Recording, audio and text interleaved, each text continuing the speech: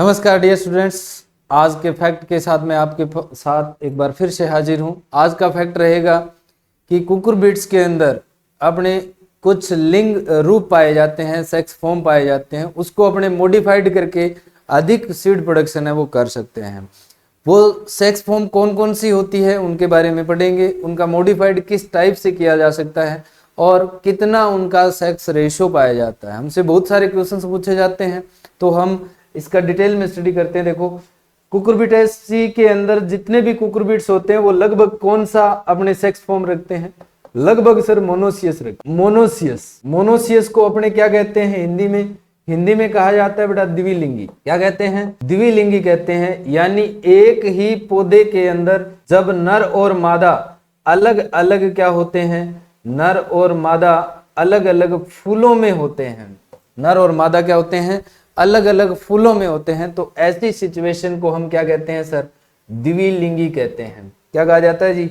द्विलिंगी कहते हैं। तो वेरी इंपॉर्टेंट बात है, याद रखना कि जब नर और मादा किसी अलग अलग फूल के अंदर एक ही पौधे पर स्थित हो तो उसे द्विलिंगी कहते हैं पौधे को। ठीक, अब देखो यहाँ पर ये कह रहा है कि कुकुरबिट्स में नर और मादा का अनुपात है वो कितना होता है? तो नर और मादा का अनुपात 25 से 30:1 से लेकर 15:1 तक पाया जाता है। डिफरेंट होता है। एवरेज यहाँ पर लिखा हुआ है, एक अपने रेंज लिखी हुई है। एवरेज देखा जाए तो 15:1 रहता है नर और मादा का अनुपात। अब कुकुरबिट्स में कौन कौन सी सेक्स फॉर्म होती है?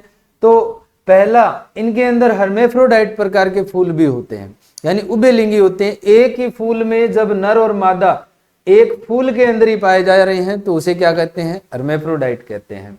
कौन सी चीजों में पाए जाते हैं? तो देखो, तोरई की जो रिजगार्ड होता है उसकी सतपुतिया किस्म होती है, वो उसमें फूल कैसे आते हैं? उभयलिंगी आते हैं। खीरा और खरबूजा में भी फूल कैसे आ सकते हैं? उभयलिंगी आ सकते हैं। फिर आता है द्विलिंगी जिसे मोनोसियस कहते हैं। मोनोसियस में ज्यादातर कुकुरबिट्स कैसे होते हैं?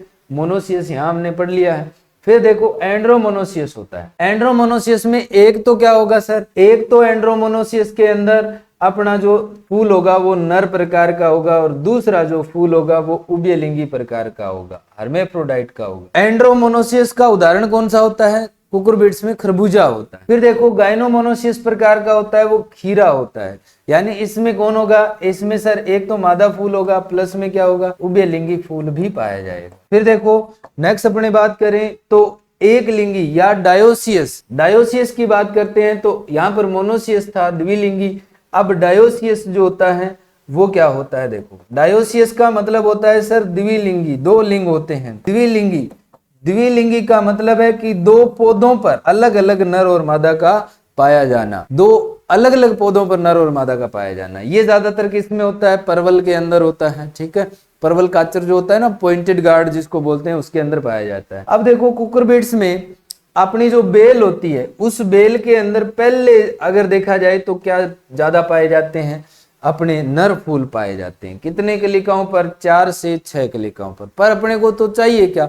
मादा फूल। अब कुकुरबिट्स बोए कब जाते हैं? तो गर्मियों में बोए जाते हैं ज्यादातर, या अपने प्रोटेक्टेड कल्टीवेशन के अंदर तो कोई दिक्कत नहीं होती है क्योंकि वहां पर अपने टेम्परेचर, ह्यूमिडिटी सबको मैनेज कर सकते हैं। बट यहाँ पर देखा जाए तो अपने जो मोस्टली कुकुरबिट्स होते हैं वो अपने जायद ऋतु के अंदर होते हैं। और जायद ऋतु में क्या होता है कि तापमान ज्यादा होता है, दिन बड़े होते हैं, तो उस टाइम अपने नर फूल ज्यादा होते हैं। अपने को तो कैसे फूल चाहिए? मादा फूल चाहिए। तो देखो, इसमें मैं दोनों चीज बता देता हूँ कि नर फूल बढ़ाने के लिए क्या करना चाहिए और मादा फूल बढ़ाने के लिए क्या करना चाहिए। नर फूल बढ़ाने हैं तो बड़े दिन होने चाहिए, तापमान अधिक होना चाहिए, मृदा में नाइट्रोजन है वो अधिक होनी चाहिए, तो क्या हो जाएगा? नर फूल बढ़ जाएंगे। इसके जस्ट उल्टा है कि मादा फूल अगर बढ़ने हैं तो छोटे दिन होने चाहिए, तापमान कम होना चाहिए, नाइट्रोजन क्या होनी चाहिए? कम होनी चाहिए।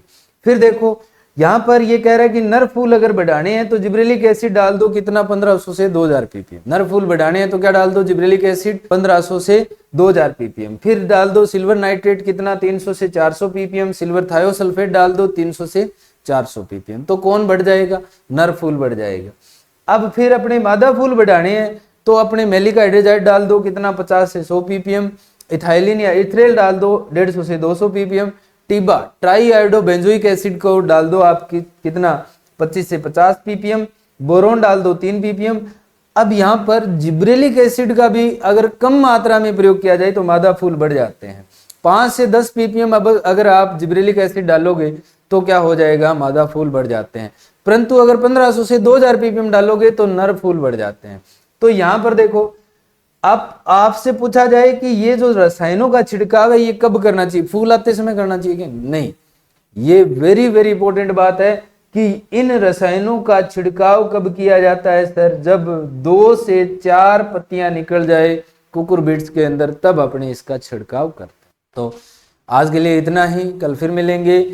डेली फैक्ट्स की क्लास को ज्वाइन करने के लिए आप हमारे इस चैनल को सब्सक्राइब कर सकते हैं, फिर आप इसका PDF प्राप्त करने के लिए टेलीग्राम चैनल है वो ज्वाइन कर सकते हैं। Thank you, thanks for watching, have a nice day.